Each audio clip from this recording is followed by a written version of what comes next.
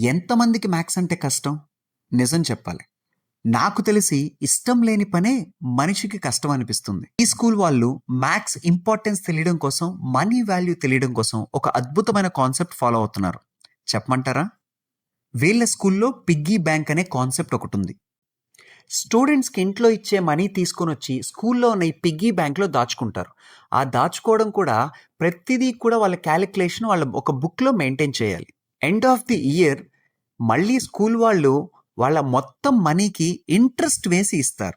ఆ మనీకి ఎంత ఇంట్రెస్ట్ వచ్చింది మొత్తం క్యాలిక్యులేషన్ మొత్తం స్టూడెంట్స్ చేసి ఎళ్ళి వాళ్ళ టీచర్‌ని సారీ అదే అక్కని అడిగితే అప్పుడు ఆ అక్క ఇస్తుంది. అలానే ఇక్కడ కనిపిస్తుంది కదా! Honest shop. అందులో ఎరేజర్స్, పెన్సిల్స్, పెన్స్, షార్ప్‌నర్స్ ఇలా చాలా ఉంటాయి. అక్కడ ఎవరు షాప్ కీపర్ ఉండరు. అలా ఓపెన్‌గా పెట్టేసుంటాయి.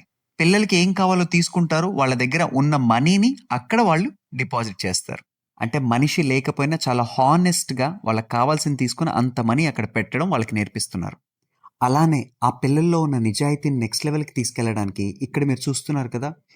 ఈ లాస్ట్ అండ్ ఫౌండ్ బాక్స్ ఏదైతే ఉందో పిల్లలు ఏం మర్చిపోయినా లంచ్ బాక్స్ కావచ్చు, పెన్, పెన్సిల్, బుక్స్ ఏది మర్చిపోయినా నెక్స్ట్ ఆ చుట్టుపక్కల ఉన్న పిల్లలు తీసుకొని అక్కడెళ్ళి ఆ బాక్స్‌లో పెడతారు. అంటే ఏం పోయినా అక్కడెళ్ళి ఫస్ట్ ఎతుక్కుంటారంట పిల్లలు.